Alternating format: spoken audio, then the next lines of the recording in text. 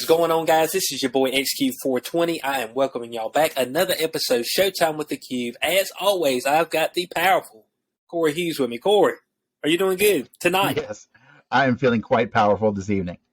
Quite powerful. There we go.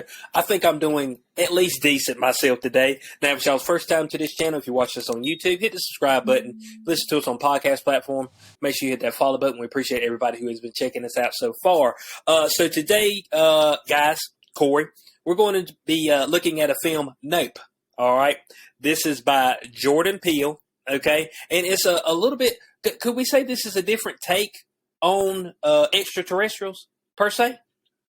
For sure. It had a lot of the common UFO/alien film kind of tropes in it, but it was definitely a new take, and it had some really interesting interpretation of alien encounters. Right. Of course. Now, I want to just talk a little bit about Jordan Peele and his approach to filmmaking. Now, of course, we've seen some of.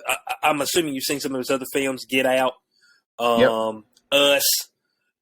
He has a very unique style as far as how he approaches films, and they're all. Can we say odd? All of them are odd. Yeah. Yes, that's a good word. Peculiar, offbeat.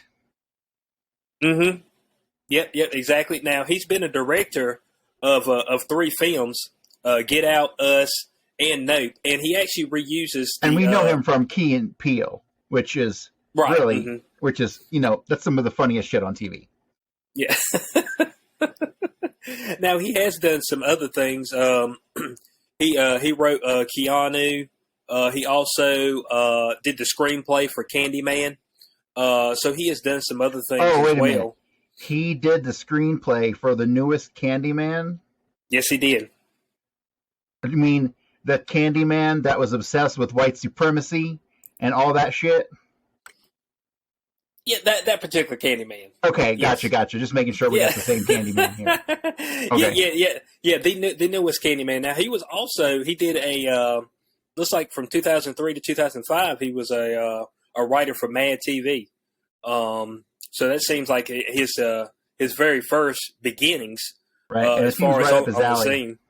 Yeah, right up his alley. So he's only directed 3 films, but all 3 films they're definitely his style. Like when you see his films, there's not a shadow of a doubt. Okay, this is a Jordan Peele film.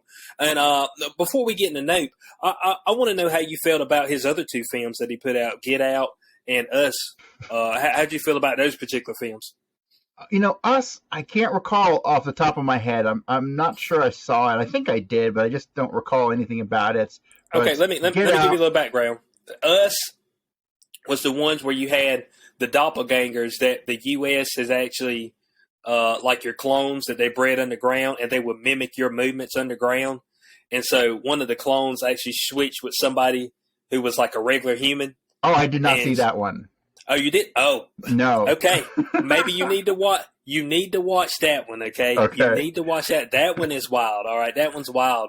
But Get Out. Okay, so you've seen Get Out? Yes. Mm-hmm. Yeah. Which? How'd you feel about that film? That was great. That movie was awesome.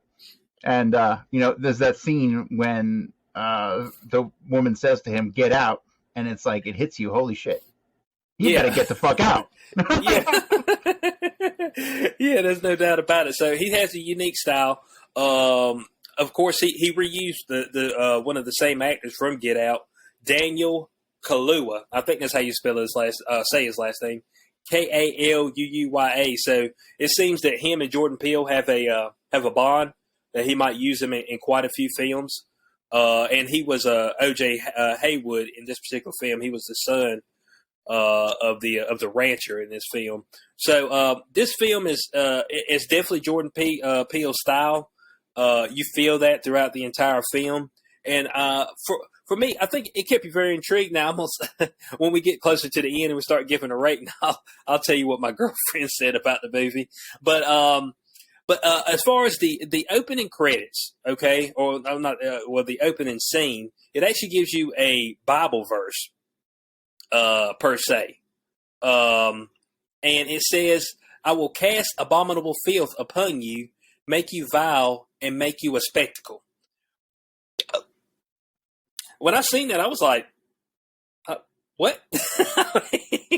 What do you think about the verse? Do you think the verse kind of does it flow well into the movie? I'm guessing he's talking about how the thing spits stuff out. Is that kind of what he was going for there? That could be a double entendre, play on words, so to speak. But and without further looking into that passage, it would first hit me as the kind of passage that would be those things would be done unto a disbeliever or somebody who would reject God, right? And so therefore he would do these things unto them, right? So that could, in fact, play into the way that these UFOs work by sucking stuff up and then spitting stuff out. But really, I felt it was more referring to deniers of perhaps in the movie alien life, right? Because if that Bible verse is for people who are denying God, perhaps that was meant for people denying the UFOs or UAPs, as our government likes to change the branding every couple of years on things. So yeah, just to keep you on your toes. They keep showing your toes, right? If we change the branding. Yes, absolutely. Yeah. So, what's kind of interesting about that particular passage? The Book of Nahum is a collection of poems announcing the downfall of some of Israel's worst oppressors. So it's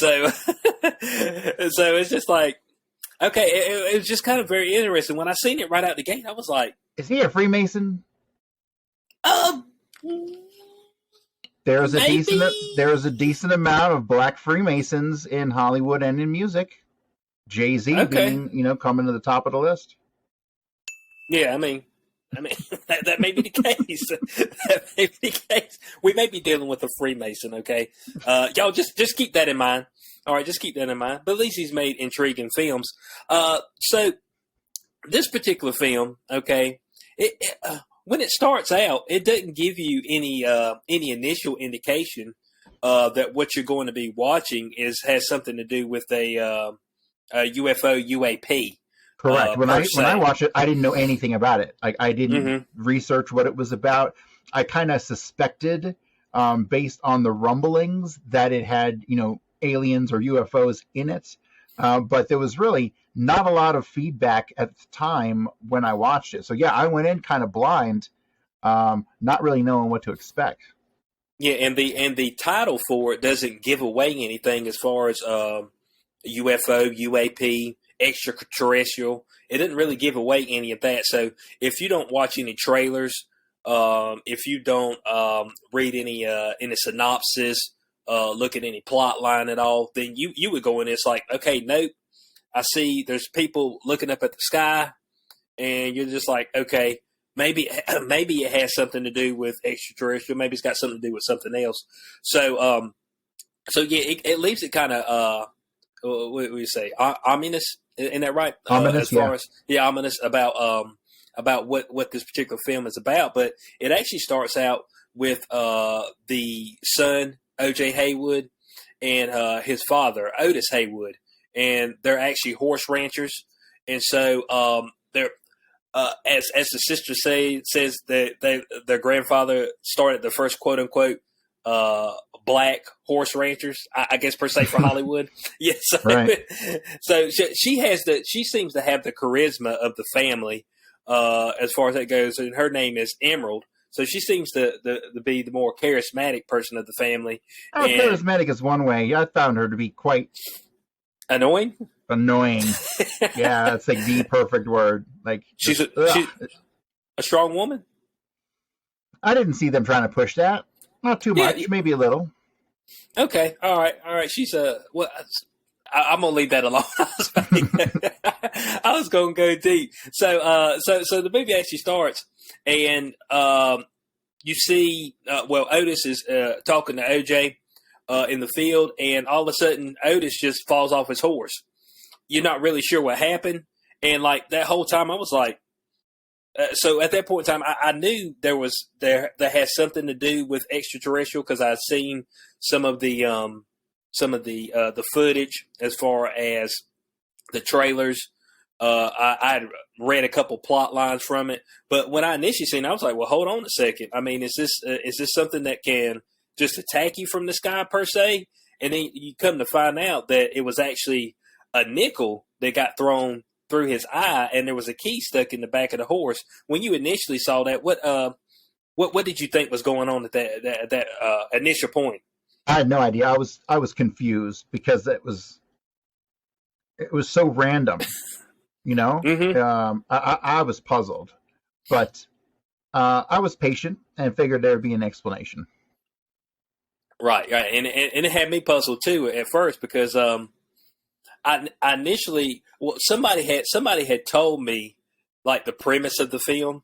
They had spoiled it a little bit for me, and so when I seen that initially, I was like, well, hold on a second, what am I looking at? They didn't really give me the full breakdown. It's probably about 4 or 5 months ago, and when I initially seen that, I was like, man. I was like, hold on a second, what's going on? I was like, so something attacked, which you actually see later on in the movie why this particular thing happens. Now, of course, let me stop you right there. Like, you mentioned something, and I just thought about this, and like, if I had to explain this movie to somebody, that'd be a little tricky. Just explaining the very basic premise of it. There's this guy, and he's got this ranch thing, and he's being stalked by a UFO, sort of.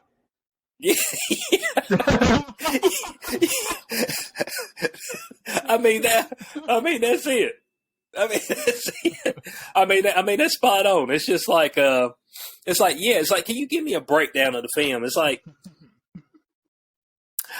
not really, because it just kind of leaves things out there in the open for, I don't even know if for interpretation. You know what I'm saying? I don't even know if it's for interpretation purposes. You just kind of like you get to the end of the film and you're like, hold on a second. that's what you're kind of like. So, of course, with the death of Otis, it seems like they've been having some financial issues on the ranch. Of course, Otis was keeping things together, but now that Otis was gone, OJ was kind of the leader of the ranch, which his particular character, he's like a silent, almost like depressed type. What do you think about the character of OJ? Yeah, quiet for sure. Contemplative. He's not happy with his lot in life. That's for sure. He needs something to change. His company's not getting the breaks in Hollywood that they need with the horses, you know. So it feels like he's having an existential crisis of sorts when this incident kind of crosses his path. Right. And when they initially go for the, now that I look back at it, it was the audition. I thought they already had the role, and they were actually just doing the horse training and doing whatever they need to do with the horses there. But at that point in time, they were actually auditioning for the role. And it was kind of funny when they had the director and the writers stuff up there. It's like, all right, cool, give us a breakdown. And OJ just comes up there like, hey, guys, I'm OJ Haywood. And it's just like people look at it, they just turn off and start doing other shit. It's just like, and then his sister busts in, and they're polar opposites. His sister is like outgoing. She's got the charisma. You know what I'm saying? She gives him a breakdown. Yeah, salesman pitch. But it does seem like she has not been involved in the ranch in quite a bit of time, and she's came back now with the death of the father. Did you catch on to that? Yes. It seems like the death of the father was kind of it was real hard on the family, and it was definitely hard on the business, because you got two people who are the heirs to this, you know, Hollywood horse business. And it's, you know, on a big ranch in the desert, but neither one of them are thrilled with it. And so, you know, they talk about really, you know, getting together and getting it off the ground. But then in the process of talking about this stuff, they are sidelined by mysterious happenings on the ranch, which included said keys and other miscellaneous items that fell from the sky. Yeah, because of course he's seen the key sticking in the back of one of his horses, or in the hind parts of one of his horses, and so we see that actually the ranch is obviously in dire straits. It hasn't been making a ton of money, and OJ has actually been selling off some of his horses. Now there was an initial part of this film that just kind of threw me off, like, completely. And I want to have your thoughts on this, because right before we jump to actually the horse farm and everything, we see a bloody monkey just kind of walking around the set, and that's before everything else. I'm just like, and initially when I seen that, I was like, oh shit, well maybe this extraterrestrial or whatever being, came on this set and it killed these people. It left a monkey, and this is showing us that, but that ends up not being the case. Corey, what'd you think about that?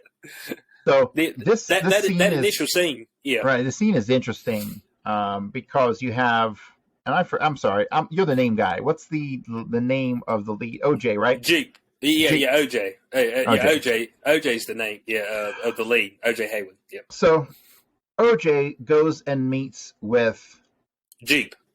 Yeah. Ricky Jeep Park. Right. And what else has he been in? Because when I saw him, he struck me as I recognized him from something. Let's see. What we got here? Oh man, he ain't been in nothing good. I want to say he was in Lost. Let's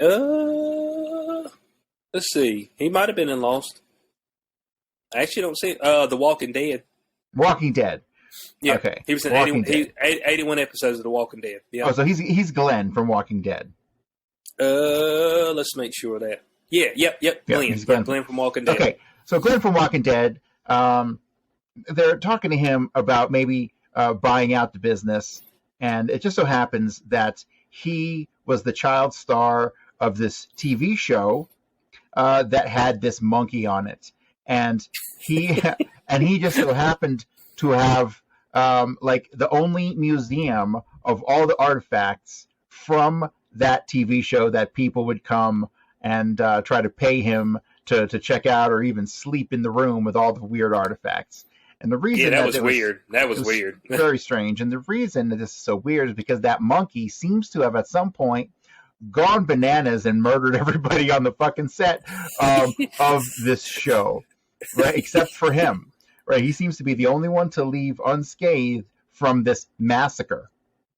So yeah. I thought this was a super weird twist to throw in there. It didn't have any bearing on anything in the movie. It was just one of those, like, seemingly thrown in there to kind of shock you. And it did just that. Yeah, because, I'm still trying to, because it ends up going back later on in the movie and showing you kind of the happenings of that. And I'm still like, how is this connected to what we got going on in the air? And I'm still trying to figure it out. Guys, in the comment section, if y'all know, if we missed something nuanced there, that I don't know. I've got no clue. Jordan Peele just kind of throws that in there and just like. It's like it just was to add some character to the film or something.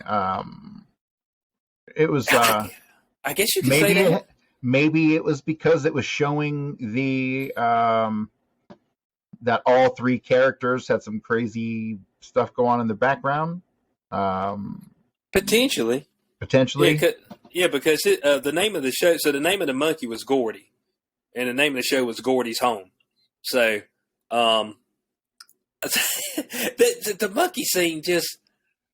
I was when I first seen that, I was like, all right, we're gonna come back and we're gonna see like the origins of when the first time this UAP actually strikes. And I'm like, I didn't know it could be inside. So at that point in time, my mind was kind of racing because the person who had told me just a little bit about the film, I was like, oh yeah, it's an animal.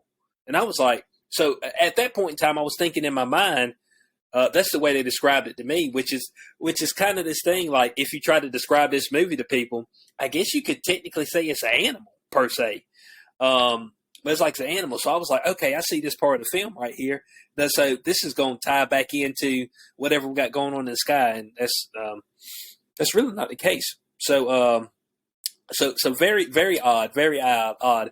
And OJ, of course, he's meeting Ricky Jeep. He has a theme park now, which is Jupiter's Park or Jupiter's Claim. I'm sorry, that's the name of the park. And it seems that he has been selling some horses to Jeep in the past, and so he's almost trying to like do like a pawn service. Like, hey, I'll sell this to you, and can I come back later and buy it back from you? That's almost kind of the thing that he was trying to do, trying to get some money for now so we could keep going and maybe get some more contracts and then come back and buy the horses back later. Which the Jeep guy seems like he's been kind of, could we say, taking advantage of them, per se, on the sales? I don't know how much horses go for. Let's say like 11,000. Does that sound about right? Oh, I have no idea. That's like maybe shooting in the dark for me to guess. Yeah, I'm not sure. A prime horse. Yeah, I don't know. I don't know, guys. If y'all know about the horse business, leave that in the comment section below for us. I mean, everybody wants to know the information, you know. So at that point in time, that gives us more of a dynamic of what's going on. The farm's struggling, the ranch is struggling. He's been selling these horses, and I ain't gonna lie, Jupiter's Claim, like the theme park, there ain't a whole lot going on there. I ain't gonna lie to you, because later on, whenever he has his show, I'm like, man, there's like 15 people out there. I mean, damn, Bo. I mean, it ain't even a podcast worth. You know what I'm saying? The people out there, it's just like it's more crew than it was people watching them. I was like, okay. Right, well, overall, they painted a picture of a very desolate kind of community, you know, right? With very concentrated centers of wealth, and everyone on the outside kind of squandering, which was the case with our protagonist. So, the horse show was hilarious because nobody was there, and you're looking at it going, "Oh my God!" You're like embarrassed for the guy. It's so pathetic, right? Yeah. But then the show, some mysterious things happened during the show. Why don't you take it from there? Yeah. Well, let me set something up before that, because of course, they have some issues at the house as far as the electricity going down, and it's almost like this particular being is an EMP. It's like it's a mobile EMP, which I thought was very weird. What do you think about that? I think in some of the UFO, lore, there is an electromagnetic effect. You know, affects radios, cars drive and stall out, stuff like that. So, that seems to be in line. That's right in line. That's in line with traditional stuff. Okay, and so that's what gets him initially, and then OJ actually is like, hey, you know, take a picture of the cloud, say, hey, there's a cloud that hasn't moved in like months. You know what I'm saying? The cloud's just right there, and it just stays right there. And so at that point in time, they get, which I'm assuming this guy's the comedic relief, the guy from Fry's. Let me see. What's his name? Yeah, let's see here. Yeah, Angel. Yeah, Angel from Fry's. Yeah, but he's just like, he's like hilarious. He's like, I hate my life. I hate my job. He's like, you know, they come in here and and OJ buys cameras, and I'm assuming he had this plan the whole time when he went and sold the actual horses. He wanted to get the camera so he could catch this live and sell it. They thought that was the way to get their fame back. Actually, him and his sister came up with that together. They were like, okay, we've got something weird going on out here, so let's see if we can capture this weird thing that's going on, and then we can sell it. All right, we can sell this UFO. And so Angel from Fry's, you know, they come in and they're buying all these cameras, and he's just like, what y'all doing? You know, he just tell this dude, he's like, man, I ain't got no life, man. I need something interesting to happen, okay? And I thought it was pretty funny. He was like, you think I can install these myself? He's like, Maybe. Probably not, though. That's always at my job. People are always like, "Hey, do you think I can work on this myself?" I'm like, I don't know, man. Always like when people, whenever you have to ask somebody if they can install it themselves, that usually lets you know that you probably need somebody else to do it for you. Yeah, when you have to ask that, that means that you probably need somebody else to take over the reins. So he actually comes out there and installs the cameras for him. And he's like, hey, I can help y'all from fries, and they're like, nah, stay away. But of course he doesn't. He keeps tabs on them. He's actually watching some of the footage. So I think Angel, did you like his character throughout the whole thing? Throughout the movie? Yeah, he was. I thought he was a fun character. I thought they did a good job introducing him into the actual mix of the movie, and I think they did really well as far as setting up his character to be in the mix, because he's like, man, I'm looking some type of excitement. You can tell that he's kind of ran down. There ain't much going on in his job. It's a small town. Obviously, there probably ain't a whole lot of booty around. So he's like, man, I just need some excitement, bud, and this is his moment. So they actually try to catch some of the footage beforehand, and a damn grasshopper gets on one of the cameras. I thought that was hilarious. They're trying to knock the grasshopper off, and of course it swoops through. And at that point in time, when it's swooping through, that's when our protagonist OJ kind of almost has an epiphany, because he remembers back whenever they showed the reflection of the horse in the mirror when they were doing their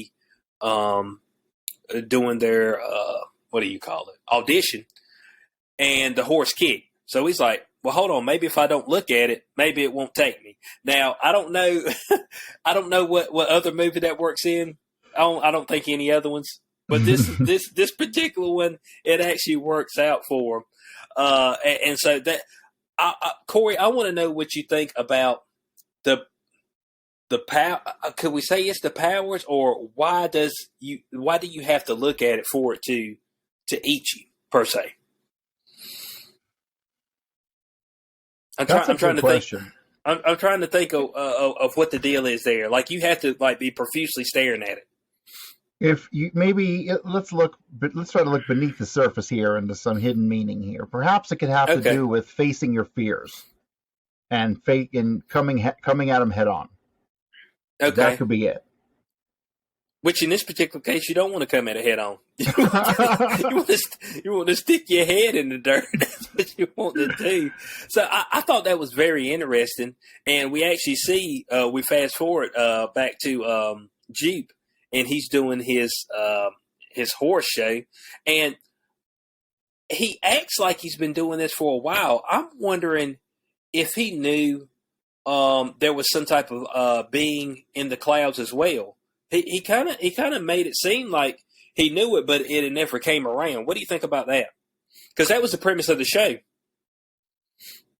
Yeah, that kind of reminded me of the trope where you have a perfect example, like in Troll, like the father in Troll, right? So they're investigating this thing, they need some answers, and the father in the background is the entire time like, oh yeah, it's the troll, right? I kind of got the impression it was something along those lines. Like, he had kind of always known it was there, felt it was there, maybe thought that he had communicated to it in some way. But again, almost like a follower of a religion who never saw the thing that they were following. He had never seen it come out of the clouds or materialize, but he knew that it was there. Okay, so you think, or maybe even felt it on a spiritual level. Oh, okay. Do you think it? You think that might have had some? Well, I don't know, man. I'm still trying to connect this back to Gordy somehow, and I just can't do it. I'm still trying to connect it back, and they do a pretty good job on those trailers, like giving you an idea that maybe there's some other type of beings that's walking around on the planet, but it ends up being like the monkey's hand, and then you see the woman's face pop up, and you're like, and it's got the snarling teeth and all that, and you're just like, so in the trailer, it kind of gave you that idea. Okay, there's something crazy going on, there's something on the land, and all of a sudden, it's something totally different. Right. I think Jordan Peele has a way of a knack of incorporating that in his particular films. What'd you think about him actually splitting these particular instances up and giving each one of them titles? So we had Clover, Gordy, Lucky, Jack, and Jean Jacket. So what'd you think about that? I have to say, I don't think I get it. It felt like an attempt to be a Tarantino. That's what I thought too. That's exactly what I thought. But it fell flat, and it was like, what are you doing here?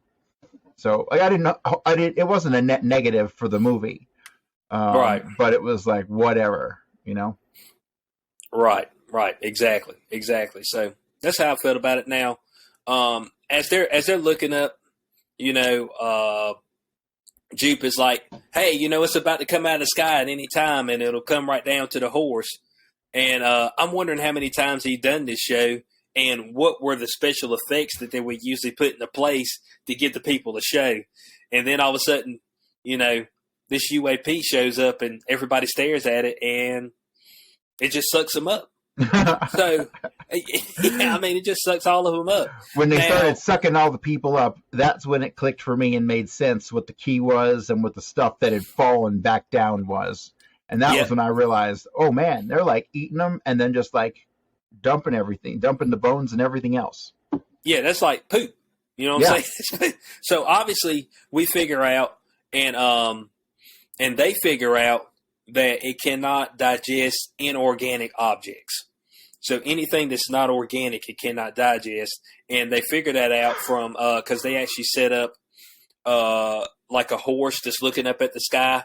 So that gives them the indication, okay, now you got to look up at it. We know this. And then it had the flag hanging out the back of it. It was almost like a tampon string hanging out the back of it. That's what I kind of seen it as, a little tampon string hanging out the back of it. And so it gives you that indication because when it actually eats all those people, and it shows you the initial stages of them being like sucked up into the organism. And then for some reason, I don't know how long it's been around the ranch, but it goes right back to the house and it proceeds to do its cleanse right over the house. So it's obvious that, as I said before, that this particular UAP, UFO, whatever this thing is territorial. What do you think about that, Corey? Yeah, it sure seemed like that. And it almost was like a snub to OJ to dump the stuff on the house for sure. So, there's something. It seems like there's a person, even though there's something anonymous about it. There's also something personal about it at the same time. Mm-hmm. Yep. Exactly. Now, as far as trying to get this footage, they're having a tough time because, of course, it acts as an EMP. So when you come around, cameras go down, all electrical things go down. And so they actually are trying to get...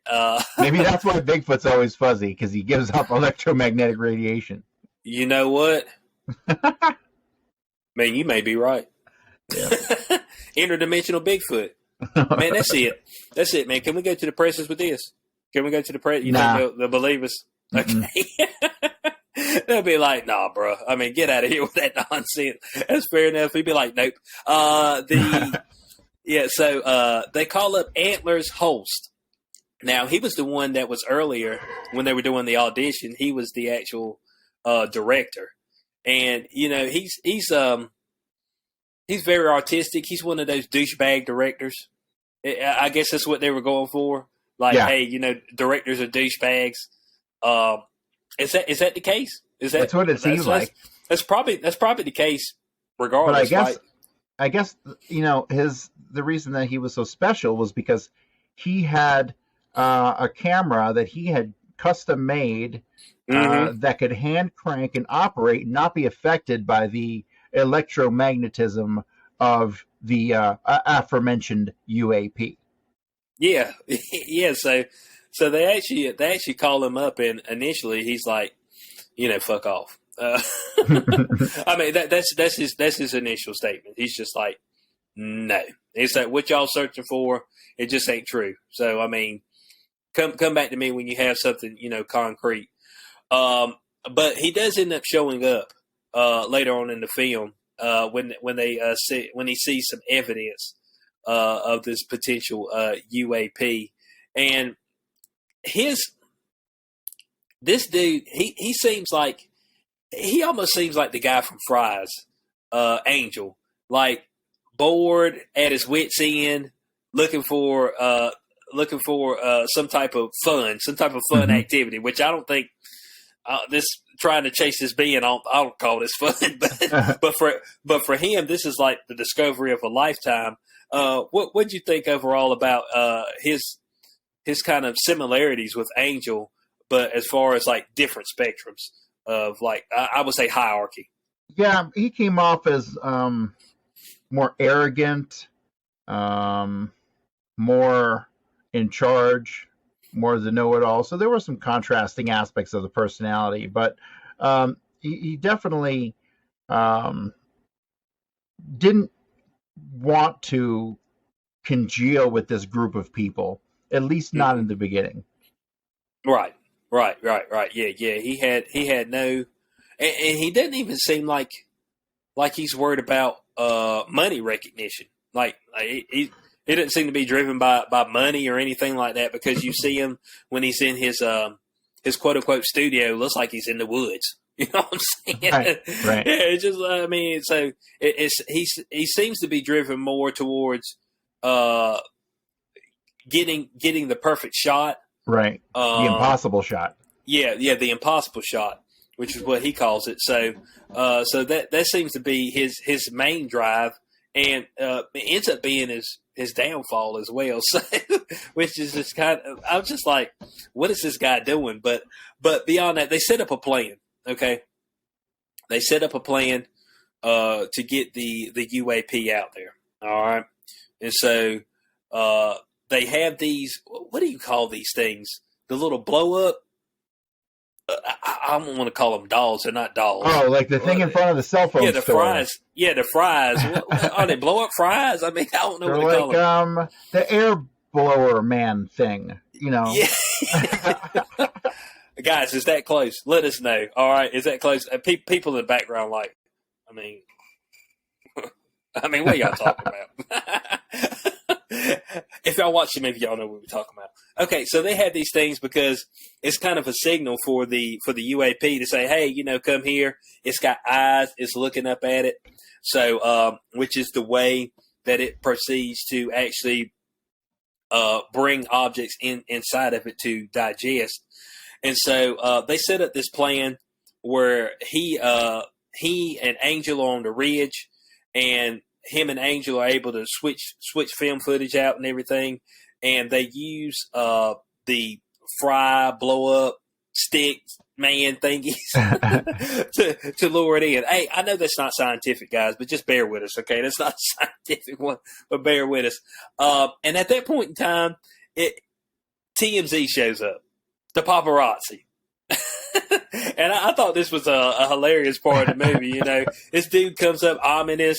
He's got his helmet on, and he's like, oh, y'all, you think we didn't hear about a whole town getting sucked up? You know what I'm saying? This is what we do. This is TMZ, which just goes to show you guys.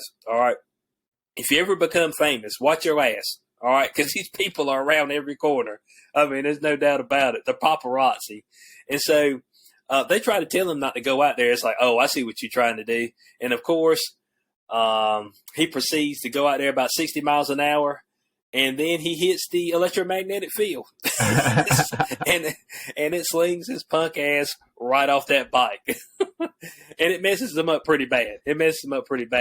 Now OJ, he's got a good heart. He tries to go save him, but it's not working because he's actually looking up at the creature, so he ends up getting sucked in. Mm-hmm. And at that point in time. We've got Antlers. actually rolling the footage. They're catching this on live footage. Okay, and in a chain of events, the UAP actually goes over to where they're at, and Antlers proceeds to look at it and film, saying, "I'm gonna get this impossible shot." Corey, well, at that point in time, what were you thinking? Or what was he thinking? You crazy son of a bitch. That's what I was thinking. Yeah, it's just like, hey, guys, he proceeds to get sucked up in it. Okay? I mean, so he gets ate. And the only thing that saves Fry is the fact that he's clumsy, okay? Man trips over the damn tarp and it wraps his face up, so he's not looking at it because he was just sitting there in a dead stare at it the whole time. I'm like, oh no, they're gonna get my man from Fry's. They're gonna get Angel. I was like, don't take Angel out. Don't take him out. And so him being clumsy saved his life. Isn't that the way that happens? Oh yeah. Usually the clumsy people. Mm-hmm. I remember back. What's the movie? Saving Private Ryan. I remember back to that movie to where they drop the doors and my man's goofy. He slips and falls out of the boat. And then when he comes back up, everybody behind him's dead. They got flatline. He's like, damn boy, if I want clumsy, I'd be with them. So yeah, hey, look, sometimes being clumsy pays off. All right, sometimes being clumsy pays off, and it pays off for him. He gets wrapped up in the barbed wire and the tarp, and it proceeds to take him down. Now, I'm not sure how much. Well, actually, they didn't get any footage from that because Antlers got sucked up in it with his camera. Mm-hmm. So they didn't get any footage. Nope. Yeah, so it's just like, what the hell, man? No plan this as I went to hell in a handbasket. Yeah, what the hell, man? And so at this point in time, we actually see the UAP transform. And it's like sprouts wings. And Corey, what you think about this particular moment? And you see the black cube in the center, which I guess is what you need to look at. I guess originally it's a circle, but as it sprouts out, it turns into an actual black cube. Right. This whole thing reminded me of a mix between like a UFO and a jellyfish. The way it had like the tentacles, a jellyfish would have tentacles and hang down, and this thing would suck you up instead of having the tentacles. But it reminded me a lot of a jellyfish, and then this transformation was just wild. Mm-hmm. Yeah, and at no point in time during the film do you get any idea of what the hell they're dealing with. Like, no, not at all. You really kind of have to assume that the ship and the being are one and the same. That's kind of what I felt like. Like this was a living ship almost. Yeah, a living ship. I guess we could say that. And the black cube, it almost seemed mechanical in nature. Right. Yes. It almost seemed mechanical in nature. Now, somebody said something to me about the black cubes of Saturn. I don't know if that's got anything to do with it. Somebody had mentioned that to me. Probably not. Okay, all right. That's back to that topic that we always have to talk about off air. Oh yeah, that is right. Oh yeah. Off air topic, guys. That's our bad. Off air topic. Yeah. So it sprouts, and it's initially going after the sister, Emerald, and OJ actually gets it to turn its direction towards him. And it's kind of weird because the cube actually switch sides depending on who's looking. Mm-hmm. So it actually switch sides, and it just kind of pulsates. So I guess that's almost like a hypnosis. Could we say that? It's almost like a hypnosis thing to make you keep looking at it. It could be. Could we say it uses something like that? It could be. It could be interpreted that way. Also, people could just stare because it's like, holy shit, an alien. So you never know. You figure you'd be hauling ass. But I mean, I don't know. I don't know what I would do if there was some being in the sky and just deer in the headlights, man. I'd be deer in the headlights. Which is kind of what everybody is on this. And it's always funny, like the horses can feel this thing. So they take off immediately. Mm-hmm. So it is organic as far as in nature. because the horses can feel it. The minute it starts coming up, the horses act crazy and just take off. They might just sense fear in general, so or tension or danger. You know what I mean? So I don't know if that has that much to do with it. Might not be just purely organic. It looked like an obvious organic mechanical hybrid. Right. So, so at that point in time, OJ leads it away, and the sister starts trying to get away from the being. Now, at that point in time, she thinks that OJ may have been eaten by the being, but the being is actually following her, and she gets back to the town. Not the town, to the theme park. And she's luring the animal, or can we call it an animal? Is it an animal? I think alien is the proper term. Okay. The alien, luring the alien into the wishing well, per se, so she can get a picture of it. Now, she does this by actually releasing it's almost like a big boy. Big balloon into the air, and of course it's got eyes, so it's looking at the particular creature. So it seems this creature cannot differentiate between organic and inorganic life when it goes and starts eating. Right. It's just if something has eyes and it's looking at it, then that's when it automatically will devour. Which I'm still trying to grasp around why that's the case. Well, obviously, just can't process metal and stuff like that, so it has to filter it out. Hence, it falls back to Earth. Right. Yeah. So she's trying to get an actual photo of this particular being, and it's actually pretty smart what she does. She releases the balloon into the air, the big boy balloon, and she's rolling the wishing well the whole time, getting photos. And she actually does get one photo of the alien before it eats the balloon.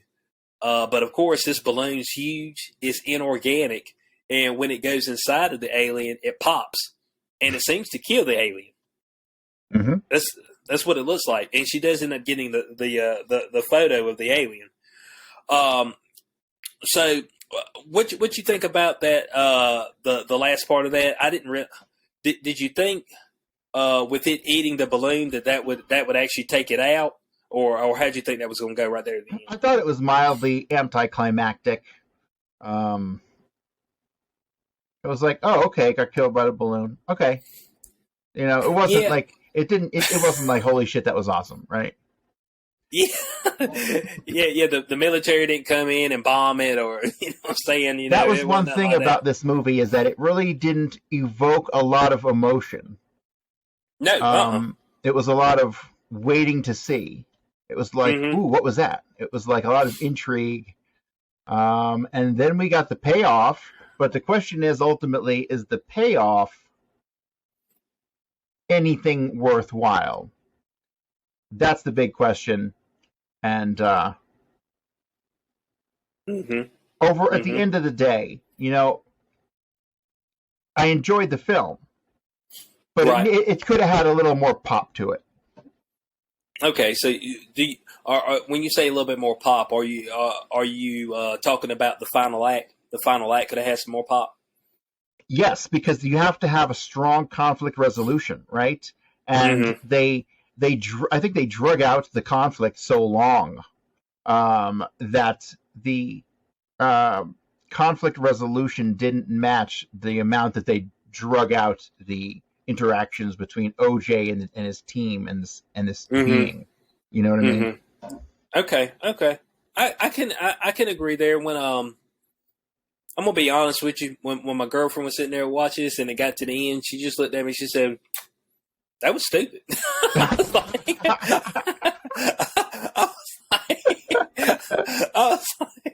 and she's not gonna cut any corners. I've actually gotten her into watching movies. She watches more movies than I do when I'm streaming or doing stuff like that. She'll be back there watching movies, podcasts, and she'll be back there watching movies. So she's watched plenty of movies. She just get to the end of it. She's like, you get some weird stuff. That's what she said to me. You just get some weird stuff. So I'm trying to get her more into that side of maybe some weirder things. She's even wanting to get into a couple of horror movies, but they got to be particular horror movies now. They can't be nothing over the top currently right now. Maybe we can swing her a little bit more. But I just thought it was funny when she said that. She was like, "Was that it?" I was like, "It looks like it. It looks like that was it." And I think it's dead. I think. Maybe it popped and it seemed to like explode. So I believe it's dead. It's just floating in the sky. And the thing is, you don't get any resolution like the military come and swoop this thing up and study it, or like it's just kind of like, all right, yeah, we took the photo and yeah, the movie's over. Yep, pretty much. Did you think that it was wrapped up in a manner as to leave it open for a sequel? Because I could kind of see a sequel to this. Okay. But I sense the sequel would be more rolling hills and no jagged peaks, much like this first one. Oh, man. Oh, I like that. I like that analogy. More rolling hills, no jagged peaks. Yeah, I guess you could. Could you get into the origins of this particular creature? See, that's the thing. Did this movie make you feel strong enough about wanting to know the creature's origins? And I'm going to have to say a resounding no. The movie did not do a good enough job of making me care enough about this character to know where it came from. Like, as opposed to a movie like an Alien, where, yeah, you want to know more about this character. You know what I mean? So the story, they tried to make a spaceship a character, and I think that was kind of a part of the failure in and of itself. Yeah, because you never really see the UAP, alien, whatever this thing is, except like a couple times. Mm-hmm. Like you only see it a couple times. You see it a couple times as it's flying around when they're trying to initially catch footage of it, and then you see it as it's dumping the scrap metal and everything back on the house, and then you see it in its quote unquote, I'm assuming, the final form, which I don't even know why it turned into the final form. I'm not even sure. It just kind of decided it. It was just like. It's almost like this being was like, man, I've been trying to get their asses for so long, and you know what? I'm pulling out all the stops. If I go back and I think about it, it's almost like this being's like, all right, I'm done with this shit. Let me pull out all the stops. Let me spread out. It looked like it was probably 1,000 feet long and all that stuff. So it's just like, let me do this. They're gonna look at me now. You know what I'm saying? So, But at no point in time do you get that this creature feels. That it has a conscience or anything per se. So right. It just seems to be could we say like the like an early organism per se? Like it just drifts around and eats and moves around planet to planet. Mm-hmm. Yep. Now the real question is, has it went to other planets and devoured everything on the planet per se? And this was his next stop. Could that be the case? Possible. There's potential. Star Trek The Next Generation touched upon the idea of a living ship that would move from planet to planet.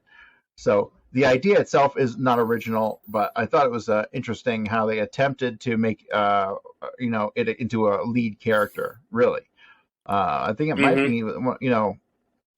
I would compare it to something like a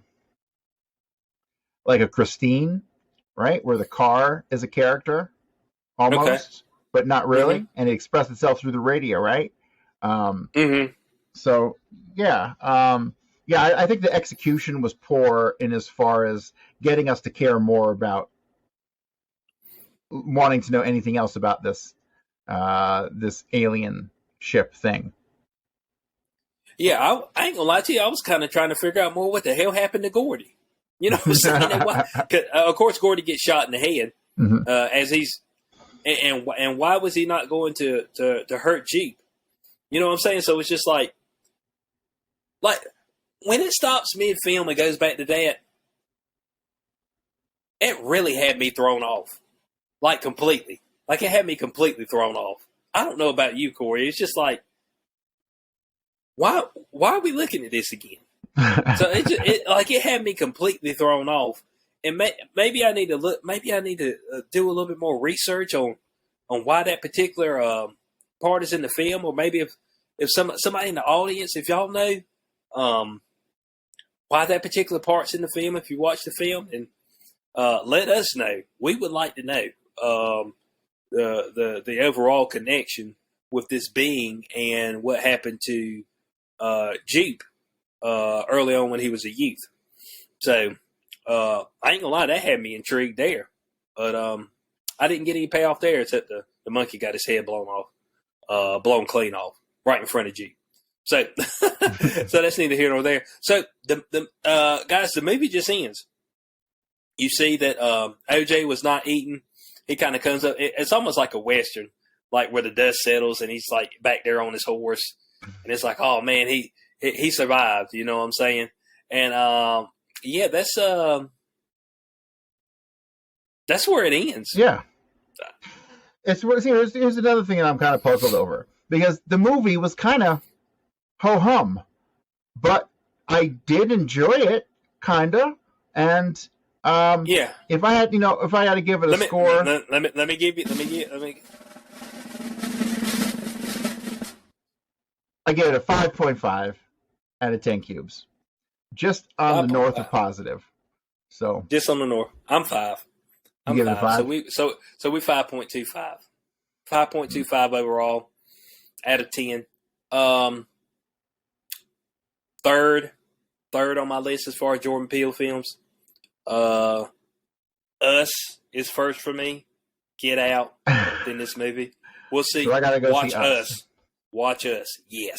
Yeah, that particular film. Now that gets you fucked up. Okay, you know what I'm saying? that one gets you messed up in the head. You're like, holy shit!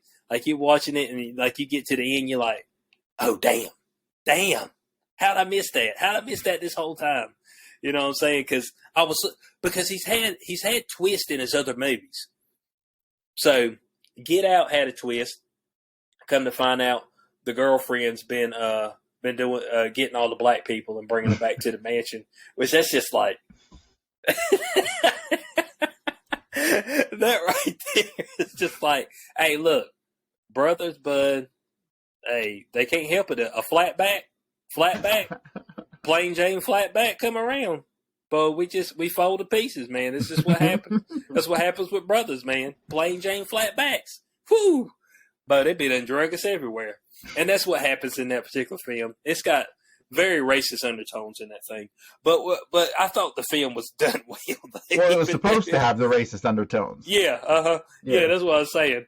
So I thought it was done well within that. I still enjoyed the film. Us, for me, is the best thing he's done so far, though. I thought that one was particularly well done. Nope. Nope could have. There was some room for improvement. Could we say that? Room for improvement? Most definitely. Yeah. Yeah, I mean. And the lead could have talked more. Like, he was just too sullen. Yeah. So, he was just. Yeah. Yeah, he didn't really say a whole lot throughout the whole film. Except nope. They did say nope a few times. Like, when he opened the door and the thing was above him, nope. Close the door back, nope. And so that's where the name of the film comes from. They go to look at, nope. Yep. Nope, not today. So that's the whole premise. So yeah, that's the film Nope, guys.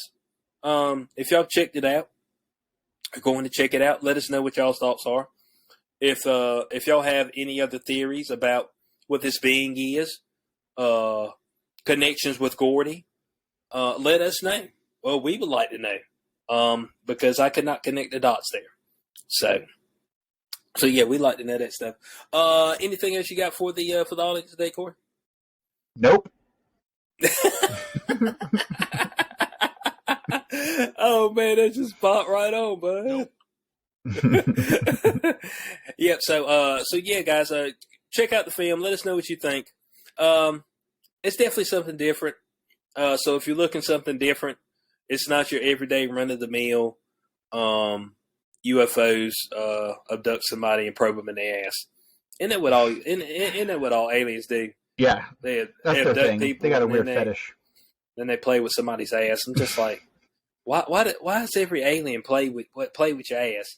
Every time somebody has an alien story, they abducted me and then they anally probed me. I'm just like, but your ass ain't that special, man. So I'm just trying to figure that thing out. So go check it out. Let us know what you guys think. We appreciate everybody for checking us out on this particular episode of Showtime with the Cube. Plan on having a few trailers coming up for y'all in the near future. February is going to be a very busy month, Corey. February is extremely busy. Let's see if I can give just a touch of what's coming up in February. I think we got 4 movies, if I'm correct, that we'll need to probably check out in February. Let's see here.